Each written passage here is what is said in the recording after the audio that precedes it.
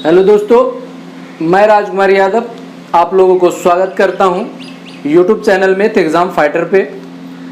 और अभी जो मैं विशेष बैच चला रहा हूं टारगेट रेलवे फतह, तो मेरे कहने का मतलब ये होता है कि इस बार की रेलवे के एग्ज़ाम आपको निकालना है और उसके लिए मैं आपके साथ तत्पर खड़ा हूं और आपकी गाइडलाइन करने के लिए हमेशा एक्टिव रह रहा हूं और प्रैक्टिस सेट आपको कंटिन्यू बनाता जा रहा हूं। ठीक है, तो आज मैं फिर एक न्यू प्रैक्टिस सेट लेकर आया हूं। न्यू चीज़ बताएंगे, बेसिक चीज़ बताएंगे आपको और आपको बनाने का तरीका बताएंगे। एग्ज़ाम में जो टेक्निकल माइंड की ज़रूरत पड़ती है वो अभी मैं बताते चलेंगे। तो चलते हैं। पहला प्रश्न जो है देखिए 86 नंबर का प्रश्न है 86 का, जो ट्रेन से संबंधित है। ठीक है, प्रश्न आपके स्क्रीन पे आगे होंगे, देख रहे होंगे। तो ये ट्रेन से संबंधित है, तो मैं ट्रेन से थोड़ी सी बेसिक चीजें मैं बता दूं आपको कि कोई ट्रेन जब होती है तो उसमें प्रश्न पूछता है कि एक ट्रेन है, जैसे आपका देखिए ये ट्रेन है। ठीक है, बेसिक चीजें थोड़ा सा मैं बता दूं, समझा दूं आपको कि कैसे बनाते हैं। ट्रेन जैसे ये आपका है, यूं ऐसे करके है, आपका ये बोगी है। ठीक है, ऐसे कर करके है। चित्र आप हमसे बेटर बना सकते हैं, इसलिए चित्र को माइंड मत करिएगा, आपको और अच्छा करना है। चलिए, जो भी हो, इस तरह से कोई ट्रेन है। ठीक है, तो इसकी थोड़ी सी बेसिक चीजें बता देता हूं जो कि समझने में आपको आराम हो। ट्रेन की जो लास्ट लंबाई है ये है और ये इसकी ये है। ठीक है, ये लास्ट बिंदु है ट्रेन की। ठीक है, मान लिया जाए ये ट्रेन जो है हमारा 200 मीटर का है, ट्रेन की लंबाई 200 मीटर है। ठीक है, आपको प्रश्न पूछेगा कि ट्रेन की लंबाई 200 मीटर है और 20 किलोमीटर प्रति घंटा की चाल है, उसको 20 किलोमीटर प्रति घंटा की चाल है, तो बताइए कि एक खंभा को पार करने में उसे कितना समय लगेगा। ठीक है, इसमें दो पार्ट होते हैं। इस तरह के प्रश्न में दो चीजें होती है। एक आपको रह सकता है खंभा, ठीक है, बांस का खंभा। पटरी के बगल में पॉल रहते हैं, नहीं आपको पॉल दे सकता है। चलिए, पटरी के बगल में आपका कोई आदमी खड़ा है, आदमी रह सकता है। चलिए समझते जाइए इस चीज को। यही सब रहता है ना कि यार कुछ रहता है। आपको बोर्ड रह सकता है जिसमें लिखा रहता है स्टेशन का नाम। ठीक है, आपका बोर्ड रह सकता है, सॉरी बोर्ड। ये चीजें, इतनी चीजें अगर रहता है बच्चों, तो हम इसकी क्या होती है, इसकी लंबाई 0 होती है। मतलब इसकी लंबाई कुछ भी नहीं होती है, इसकी लंबाई 0 होती है। समझ रहे बात को? तो अब यह इसकी लंबाई 0 होती है, तो इसका मतलब क्या होता है, इस चीज को आपको समझना है। ठीक है, इसी चीज को समझना है। और एक स्टेप और रहता है, वो मैं थोड़ा सा समझाता हूं और फिर इस प्रश्न को मैं करता हूं। ठीक है, थोड़ा आसान होगा समझने के बाद आपको बनाने में। अगर देखिए कोई, मान लिया जाए ये खंबा खड़ा है, ऐसे खंबा खड़ा है। ठीक है, ये क्या किया, ट्रेन इधर से चलते हुए आ रहा है बच्चों, यहां आया जब बिल्कुल सीध में, इसके इंजन यहां आ गया। ठीक है, ये इंजन जब आ गया इसका, तो क्या होगा, इसकी जो है कोई लंबाई या चौड़ाई जो भी मानिए कुछ भी नहीं है, नहीं है ना। आपको मैंने अभी बताया कि खंभा जो है बगल में खड़ा है, हमने ऐसे सीधे आपको खींच कर बताया है, सामने ट्रेन के नहीं रहेगा, ये ध्यान दीजिएगा। ट्रेन के बगल में रहते हैं खंबे, पॉल रहते हैं बगल में। कोई आदमी खड़ा है तो प्लेटफॉर्म पे खड़ा रहेगा, ना कि पटरी पे खड़ा रहेगा। ठीक है, तो ये सारी चीजें आपको समझना है। तो जब ट्रेन चलेगी बच्चों, देखिए ये कहेगा कि इस खंभा को पार करने में उसे कितना समय लगेगा। ठीक, तो खंभा में ये चलना शुरू करेगा, यूं चलता चला जाएगा। ठीक है, यहां जब आया तो वो क्या हुआ, खंभे के बराबर में आया और यहां से यहां तक की इसकी दूरी 200 मीटर है। ठीक है, खंभा से ये बाहर निकलना चालू हुआ और निकलते निकलते इसका इंजन बच्चों यहां आ गया। ठीक है, इसका इंजन कहां आ गया, यहां आ गया। और इसका ये पॉइंट एंड पॉइंट यहां आ गया, बिल्कुल सीध में आ गया, तो क्रॉस कब मानेंगे हम? खंभा को पार तभी कर जाएगा जब इसको पीछे छोड़ देगा, माने बिल्कुल बराबर से थोड़ा सा अलग हो जाएगा, ठीक है, या बराबर में भी खड़ी है तो समझ जाइए पार कर ही गया है, बिल्कुल एकदम, क्योंकि खंभा की इसकी कोई लंबाई है ही नहीं, समझ रहे हैं, ये सारे लंबाई क्या होती है? जीरो। तो खंभा को पार करने में ट्रेन को कितनी दूरी तय करनी पड़ेगी बताइए? समझ गए होंगे इस एग्जांपल से। खंभा को पार करने में उसे उतना ही दूरी तय करना पड़ेगा जितना कि ट्रेन की लंबाई होगी, ठीक है, कितना होगी? जितना लंबाई होगी उतना ही उसे पार करने में लगेगा। चलिए, ये चीज शायद आप समझ गए होंगे, और रेलगाड़ी का जब चैप्टर बताएंगे तो आपको और अच्छे ढंग से बताएंगे। चलिए, अगर रहे प्लेटफॉर्म, चलिए थोड़ा सा प्लेटफॉर्म का देख लीजिए, प्लेटफॉर्म रहे बच्चों, ठीक है, पुल रहे, जैसे आपका ओवर ब्रिज रहता है, ट्रेन के ऊपर से पुल रहता है, ठीक है, आपको खाई रह सकता है, सॉरी खाई नहीं, वो क्या कहते हैं, अंदर सुरंग जिसको कहते हैं, चलिए सुरंग कह सकते हैं आप, सुरंग हो सकता है, ये सारे चीजों की लंबाई होती है। और जब लंबाई होती है तो एग्जाम में जब क्वेश्चन बनाएगा तो जब इसको इंक्लूड करेगा तो इसकी लंबाई आपको दे दिया जाएगा, ठीक है, लंबाई दे दिया जाएगा, या एक लंबाई ट्रेन की लंबाई देगा, इसको लंबाई को छोड़ देगा और दो कंडीशन देगा और कहेगा कि बताइए कि प्लेटफॉर्म की लंबाई क्या है। चलिए ठीक है, तो ये सारे चीजों की लंबाई होती है, तो इसको मैं शॉर्ट में जरा समझाऊंगा अभी। क्या, जब यहां मान लिया जाए ये ट्रेन आ रही है, यहां से पुल शुरू है बच्चों, पुल मान लिया जाए इतना बड़ा है, ठीक है, तो गाड़ी जब यहां आएगी, ट्रेन यहां इंजन आया, ये जब क्रॉस करेगा तो आगे जाएगा ये, ठीक है, मान लिया जाए यहां आया और पूरा क्रॉस हो गया, तो उसे पार करने में कितनी दूरी तय? शुरू तो यहां से मानी जाएगी, क्योंकि शुरू पार करना पुल के शुरू बिंदु से करेगा, वो नहीं करेगा, शुरू यहां से करेगा और यहीं से निकलते जाएगा और यहां तक आएगा। पुल की लंबाई मान लिया जाए 100 मीटर है और इसकी लंबाई 200 मीटर है, तो उस पुल को पार करने में ट्रेन को कितना टाइम दूरी तय करना पड़ेगा? कितना दूरी तय करना पड़ेगा? ये 200 तय करेगा और ये 100 तय करेगा, तभी तो पार माना जाएगा। ये पूरा पार करेगा 100, क्योंकि यहां से ये पार करना शुरू किया है, पार करते करते यहां आ जाएगा, इसकी लास्ट जब ट्रेन आगे निकल जाएगा तो ये क्या होगा, ये पूरी अपनी दूरी भी तय करेगा और ये अपनी दूरी भी तय करेगा, पुल का भी, समझ रहे? तो ये टोटल दूरी 300 मीटर फिर हम लेकर चलेंगे और तब प्रश्न पर आगे बढ़ेंगे, ठीक है। तो आप लोग समझ गए होंगे कि दूरी जब प्लेटफॉर्म दिया हो तो दूरी प्लेटफॉर्म और ट्रेन की ऐड हो जाती है, ठीक। जब आपको सुरंग दिया गया हो तो भी सुरंग की लंबाई और ट्रेन की लंबाई ऐड हो जाएगी, ठीक। अगर आपको दिया हुआ ब्रिज दिया हो, जिसको पुल कहते हो, ओवर पुल, तो उसकी लंबाई ट्रेन की लंबाई दोनों को हम मर्ज करेंगे, ऐड करेंगे और फिर प्रश्न को बनाएंगे। समझ गए इतना सा पॉइंट? चलिए प्रश्न देखते हैं इस पर कैसे करेंगे। चलिए आइए, प्रश्न क्या है आपका 86 में है, कह रहा एक ट्रेन को एक सिग्नल को पार करने में, सिग्नल वही खंबा है मानिए, या उसको बोर्ड मान सकते हैं, कोई दिक्कत नहीं, सिग्नल याद रखें, सिग्नल भी रहता है।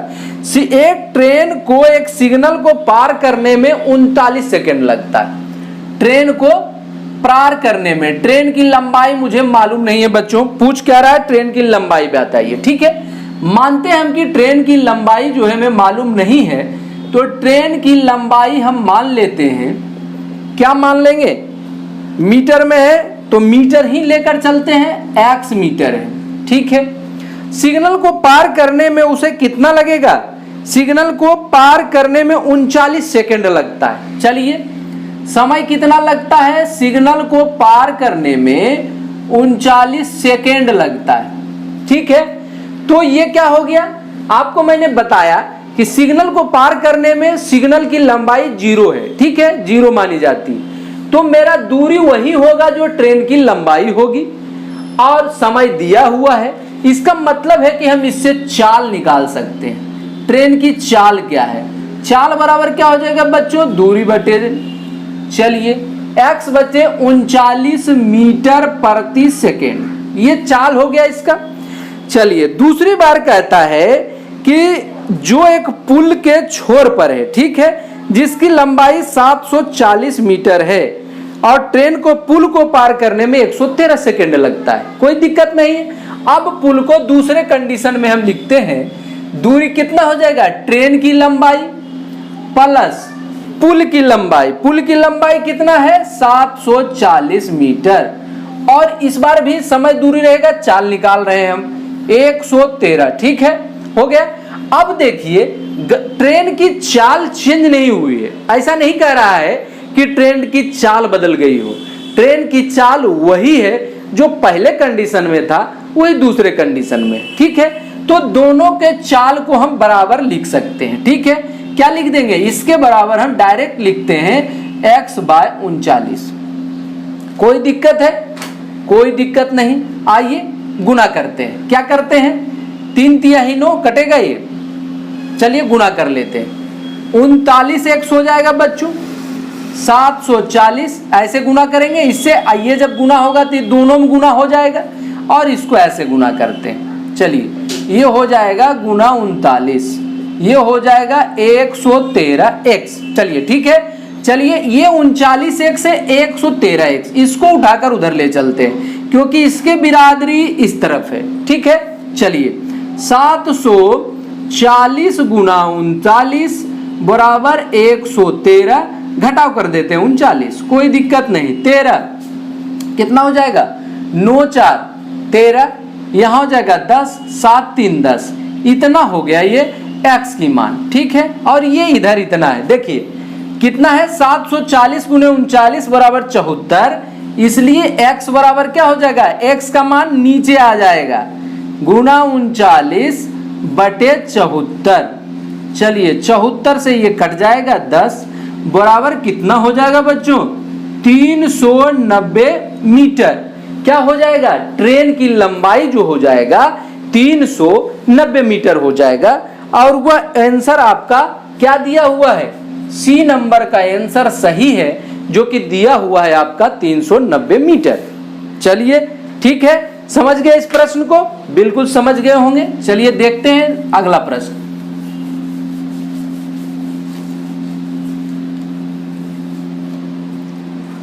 चलिए 86 हो गया। आपका 87 नंबर का प्रश्न क्या कह रहा है?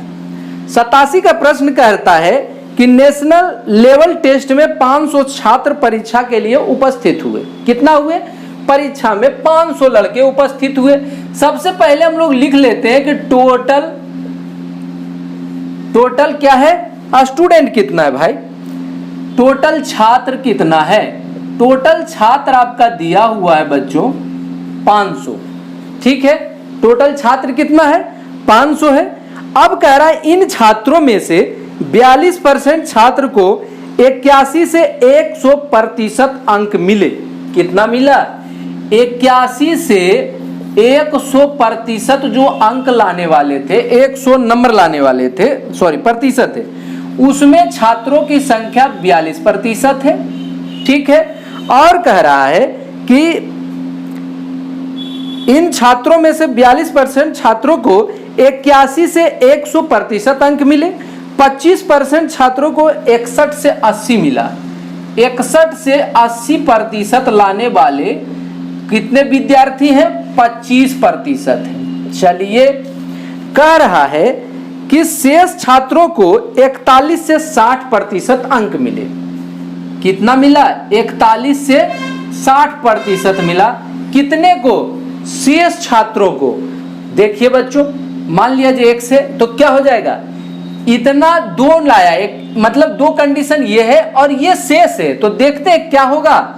दोनों मिलकर कितना लाया बच्चों? दोनों को हम जोड़ देंगे, 5 2 7, 4 2 6, मतलब 2 मिलकर 67% लाया रेशियो में। नहीं, ये 42% लोगों ने 81 से लाया, अब बच कितना गया? 100% टोटल स्टूडेंट रहा है नहीं, और 100 में हम 67 को माइनस कर देते हैं। चलिए 3 हो गया और 6 3 9, कितना हो गया? 33% ऐसे लड़के हैं जो 41 से 60% अंक लाया है। ठीक है, अब कह रहा है कि उसमें से ये बताइए कि 41 से 60% अंक कितने लोगों ने लाया। कोई दिक्कत नहीं है, 500 का 33% हम निकाल लेते हैं, यही तो लाया है। 41 से 60% कितने लोगों ने लाया है? 33% लाया है, तभी तो सबको जोड़ेंगे तो 100% हो जाएगा। अब क्या करेंगे हम लोग बच्चों? चलिए अब 33% सब छात्र का ही तो 33% है। देखते हैं 500 गुना 33/100, 0 0 काट दीजिए, कितना हो गया? 5 तिया है 15, 5 तिया 15, 1 16। मतलब 165 विद्यार्थी ऐसे थे जो कि 41 से 60 नंबर लाया। ठीक है, अब आपको अगर पूछे उसी प्रश्न में उल्टा करके पूछ दे 81 से 100% कितने लाने वाले थे, तो 500 का 42% निकाल लेंगे। अगर पूछेगा 61 से 80% कितने लड़कों ने लाया, तो 500 का 25% निकाल देंगे। है कोई समस्या? कोई समस्या नहीं है। चलिए आपका ऑप्शन नंबर दिया हुआ है, ए नंबर 165 है। ठीक है, ओके। चलिए नेक्स्ट देखते हैं प्रश्न।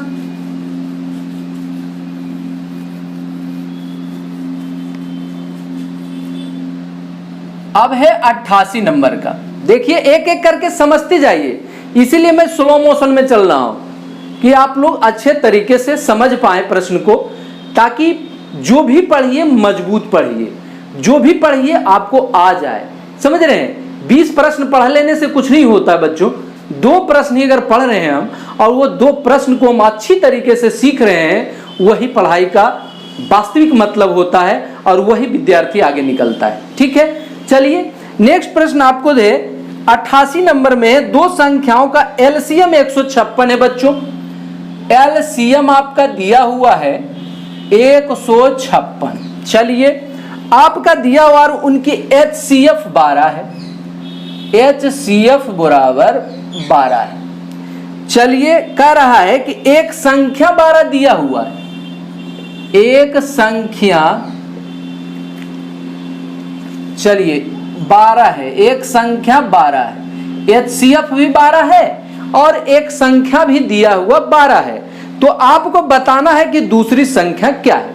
एलसीएम एमसीएम का चैप्टर मैं चालू करने वाला हूं, जो बेसिक रूप से जो पढ़ाते हैं, ये तो मैं प्रैक्टिस सेट करवा रहा हूं। चलिए तो इसमें आपका एक फॉर्मूला होता है, इसको याद कर लीजिए। इस तरह के प्रश्न अधिकांश एग्जाम में दे देता है, समझ रहे हैं? और कुछ है नहीं, भारी है ही नहीं। इसको क्या होता है, एलसीएम गुना होता है एचसीएफ, बराबर करते हैं एक संख्या और गुने दूसरी संख्या। और ये फॉर्मूला आपको याद है, तो जैसे भी उलट के दे आप बना सकते हैं। एचसीएफ कितने, एलसीएम कितना दिया है 156, एचसीएफ दिया है 12, एक संख्या दिया हुआ है 12, गुने दूसरी संख्या कितनी होगी। देखिए 12 12 हम काट सकते हैं, दूसरी संख्या सीधा सीधा 156 हो गया। कितना आसान है। प्रश्न आप जब एग्जाम में करेंगे, मैं आपको बनाकर बताया आपको, नहीं तो सीधा 12 12 काट देते, 156 आंसर आप खुद बना लेते, नहीं बना लेते। अगर आप जानते हैं कि ये फॉर्मूला होता है तो आप बड़ा आसानी से बना लेंगे। ठीक है, चलिए 156 आपका सी नंबर में दिया हुआ है, सी नंबर आंसर है 156। ठीक है, चलिए बच्चों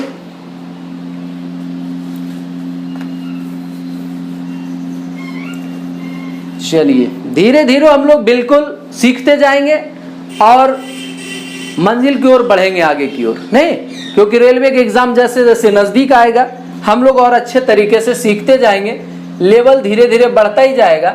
ऐसे बढ़ाने का लेवल से कोई मतलब नहीं है बच्चों। रेलवे में यही सब प्रश्न आता है जो मैं आपको बता रहा हूं। ज्यादा लेवल हाई में जाने की कोशिश करते रहेंगे तो फिर जो चीजें बनने लायक है वो भी नहीं बनेगा आपसे, समझ रहे बात को। और एग्जाम में यही सब देता है। आप चाहे किसी भी एग्जाम का क्वेश्चन सेट उलट कर देख लीजिए, प्रैक्टिस सेट उलट के देख लीजिए, प्रश्न वही आता है जो मैं बता रहा हूं। ठीक है, चलिए नेक्स्ट प्रश्न है, आपको सरल बनाइए, मतलब आपको मान निकालना है इसको सॉल्व करके। क्या दिया हुआ है? 3/5 दिया हुआ बच्चों। ये सब तो बहुत आसान चीज है, लेकिन एक मैं सेट में है इसलिए मैं एक चीज बता दे रहा हूं इसको। 7/20 है। चलिए इसको आपको हल करना है और मान बताना है। ये क्या है?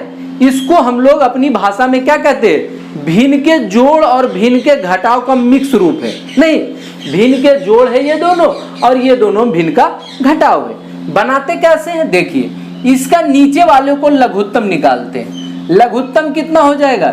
20 नहीं हो जाएगा, 5 से भी कट जाएगा, 4 से भी कट जाएगा। लघुत्तम एक वैसी संख्या है जिसका लघुत्तम होता है वो सारे अंक उसको पूरा पूरा काट दे। ठीक है, वो और वो क्या होता है?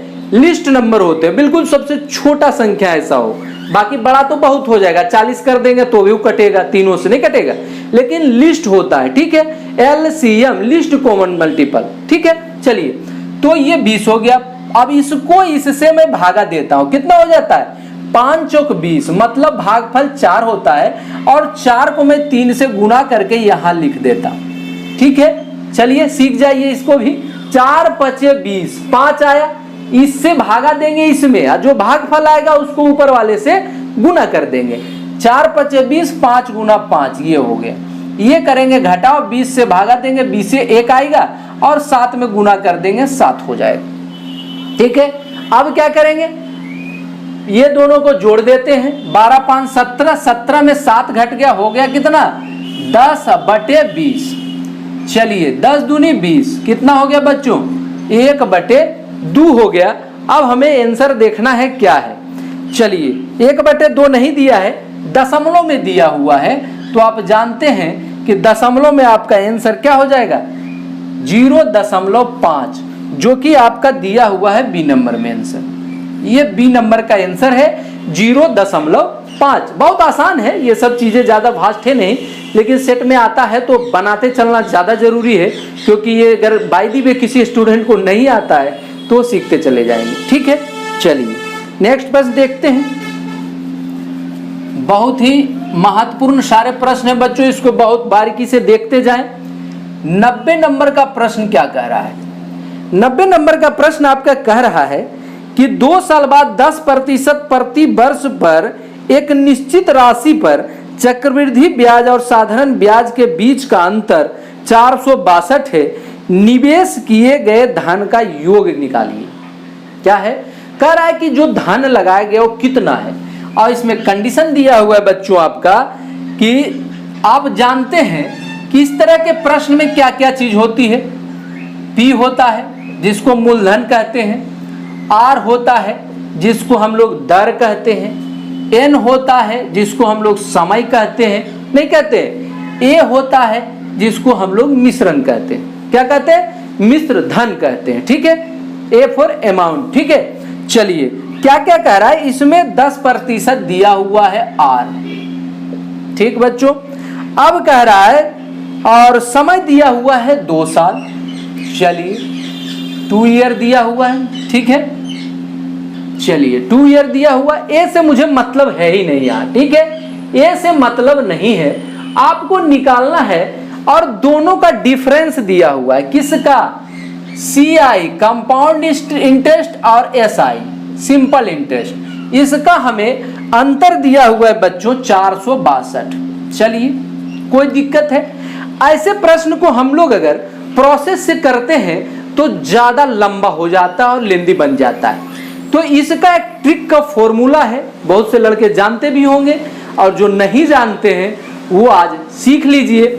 इसको हम लोग लिखेंगे, दोनों के अंतर बराबर होता है चक्रवृद्धि ब्याज और घटाव साधारण ब्याज। इस दोनों के अंतर का एक फॉर्मूला होता है, ट्रिक जिसको कहते हैं PR² बटे 100²।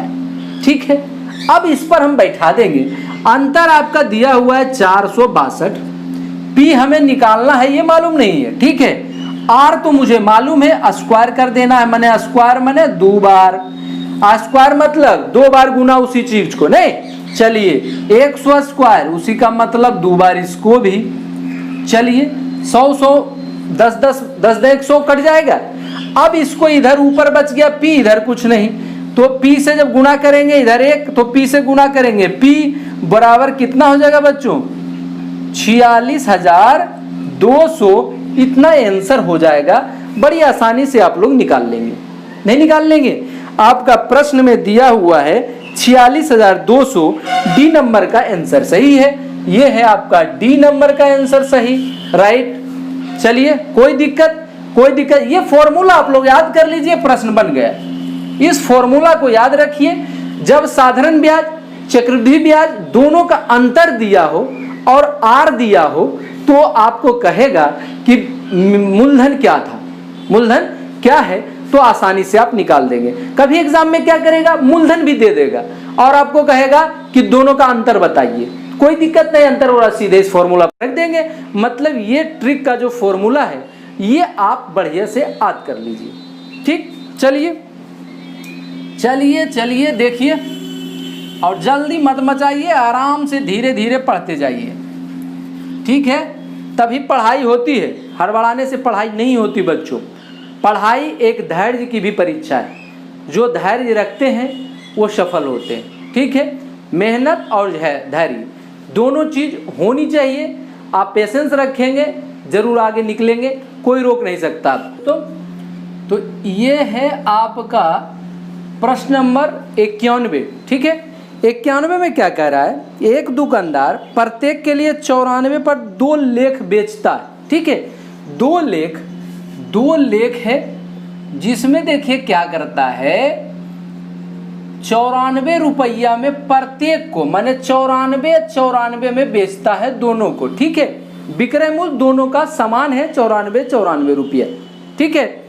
उसके बाद कह रहा है जिसमें एक लेख ने 10% का लाभ कमाया और दूसरे ने 10% का नुकसान उठाया, तो कुल लाभ या हानि का प्रतिशत ज्ञात कीजिए। देखिए बच्चों, इस तरह के प्रश्न जब हो तो हम लोग क्या करते हैं, मतलब एक बार 10% लाभ हुआ, दूसरे बार 10% का हानि हुआ, 20% का लाभ हो, 20% का हानि हो, अब विक्रय मूल्य समान हो, ठीक है। 2 वस्तु है, दोनों का विक्रय मूल्य समान है और एक बार लाभ हो रहा है सेम और उतने ही दूसरे पे हानि हो रहा है, तो ऐसे प्रश्न को कर देते हैं प्रतिशत लाभ या हानि जो होगी, लाभ या हानि कुछ भी होगा, एक बार लाभ एक बार हानि, क्योंकि दोनों बार सेम है, ठीक है। तो वो करेंगे, इस पर स्क्वायर कर देंगे और बटे कर देंगे। हम लोग क्या करेंगे, 100, क्या करेंगे, बटे 100 कर देंगे। तो 10% की लाभ हो रहा है बच्चों, 10 पर स्क्वायर मैंने 10 गुना 10, अब बटे 100, 0 0 कट गया, मतलब 1%। अब आप सोच रहे होंगे कि 1%, ए नंबर में 4% की हानि है, ये तो होगा ही नहीं। बी नंबर में 1% की हानि है, सी नंबर में 1% का लाभ है, डी में 4% का लाभ है। इसमें ये भी डिसीजन लेना पड़ेगा कि यह 1% जो आया है लाभ है कि हानि है। तो एक चीज आप ध्यान दीजिएगा कि ऐसे प्रश्नों में हमेशा हानि होती है, हानि ही आंसर होगा, लाभ हो ही नहीं सकता है, ठीक है। जब वस्तु का विक्रय मूल्य, 2 वस्तु है, दोनों का विक्रय मूल्य सेम हो, प्रोसेस जरा लेंदी होगा, क्रय मूल्य दोनों कंडीशन में निकालेंगे, एक बार हानि में एक बार लाभ में, और उसके बाद दोनों क्रय मूल्य जोड़ेंगे, फिर क्रय मूल्य को विक्रय मूल्य को जोड़ेंगे, फिर हम लोग लाभ हानि निकालेंगे, उसके बाद प्रतिशत हानि लाभ निकालेंगे। समझ रहे बात को? तो ऐसे निकालेंगे, प्रोसेस लंबा हो जाएगा।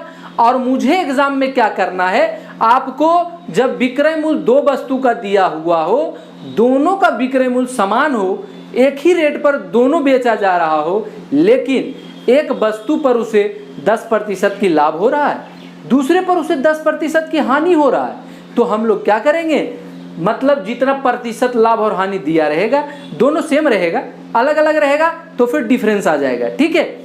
तो क्या करेंगे, 10 पर स्क्वायर करेंगे, जितना रहेगा अब बटे 100 करेंगे, ठीक है, काट देंगे और हमेशा हानि होगी, ये याद रखिएगा। तो आपका आंसर नंबर बी है, जो कि 1% की हानि है।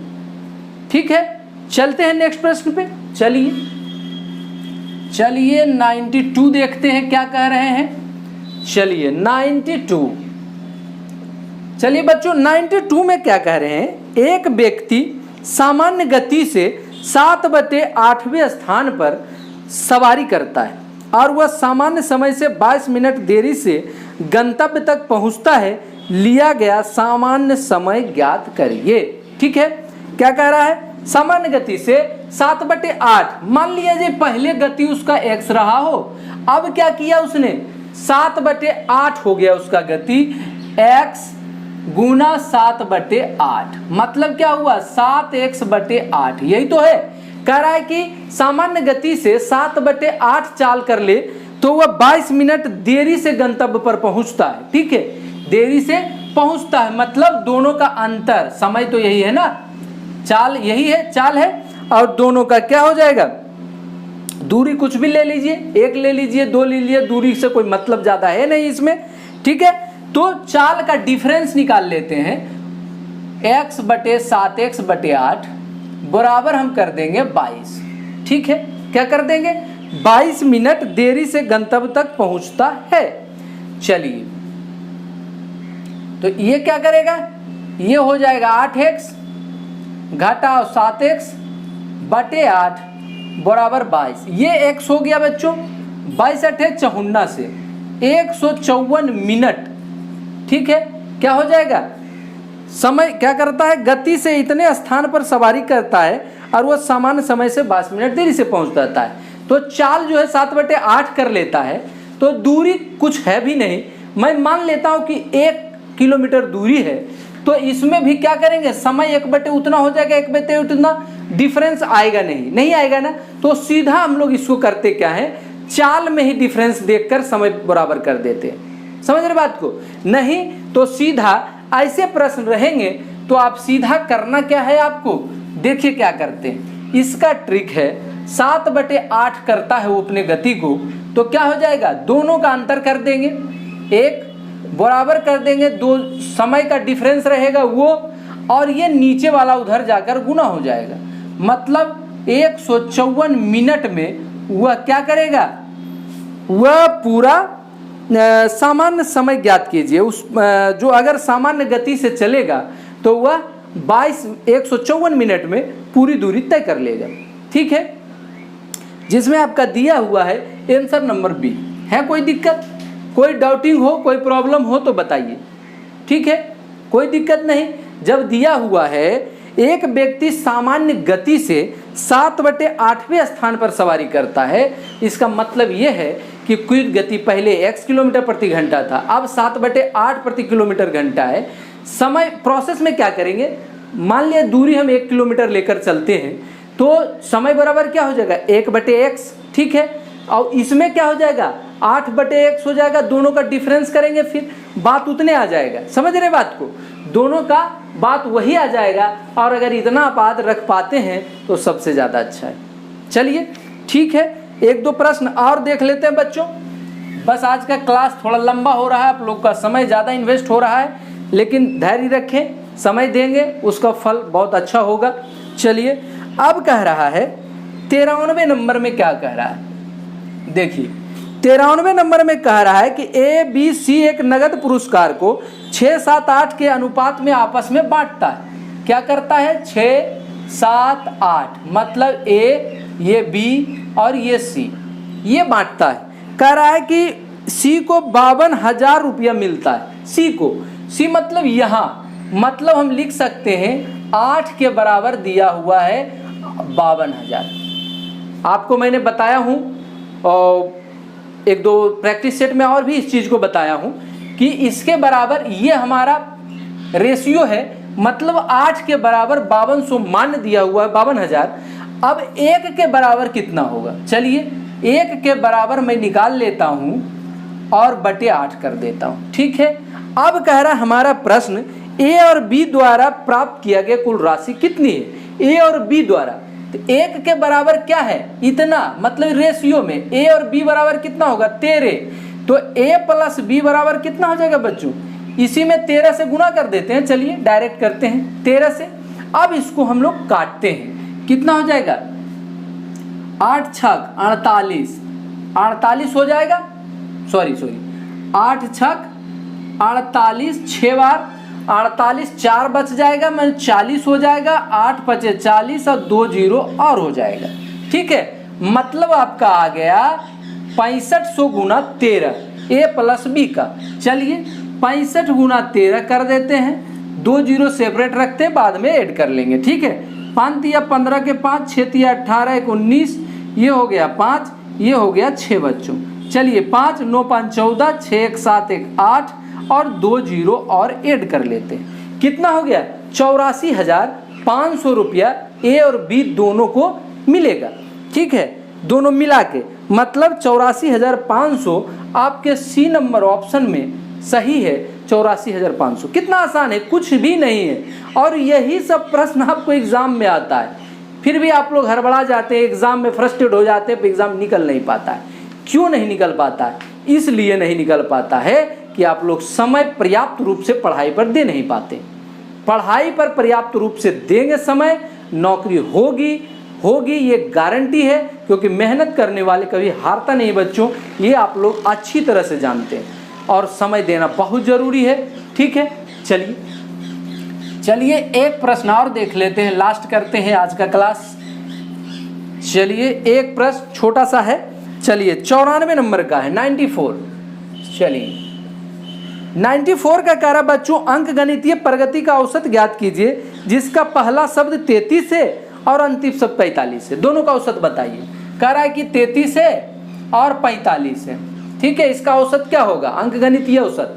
कोई दिक्कत नहीं, हम लोग क्या करते हैं, जब संख्या दिया हुआ हो तो औसत में क्या करते हैं बच्चों, दोनों को जोड़ देते हैं और जितने संख्या होते हैं उतने से हम लोग भागा दे देते हैं। क्या करेंगे, 5 3 8, 4 3 7 बटे 2, इसको काट देंगे तो कितना हो जाएगा, 39 दूना 78, 39।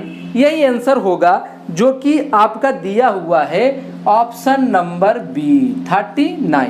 ठीक है बच्चों, तो मैं सोच रहा हूं कि आज क्लास थोड़ा ज़्यादा ही लंबा हुआ है, लेकिन कोई बात नहीं, आप लोग बहुत कुछ सीखे भी हैं इस वीडियो में, ये मुझे पूरा विश्वास है। और मैं चाहूँगा कि आप लोग कंटिन्यू मेहनत करते रहें, इस चीज़ को सीखते रहें, समझते रहें। चैनल पे नए हैं सब्सक्राइब जरूर कर लें, क्योंकि हम आपके साथ रेलवे के एग्ज़ाम के अंतिम तक और कंटिन्यू आपके साथ बना रहूँगा, ना ही रेलवे एग्ज़ाम के बाद और भी बना रहूँगा मैं आपको, क्योंकि बहुत सारे एग्ज़ाम आपको देना है, मैं आपके साथ रहूँगा। तो आप लेटेस्ट नोटिफिकेशन के लिए चैनल को सब्सक्राइब जरूर कर लें और वीडियो को ज़्यादा से ज़्यादा देखें, ताकि आपको ज़्यादा से ज़्यादा फ़ायदा हो और एग्ज़ाम में ज़्यादा से ज़्यादा प्रश्न करें। तो ठीक है, अब मैं इस वीडियो को लास्ट करता हूँ बच्चों, तब तक नेक्स्ट वीडियो के लिए धन्यवाद।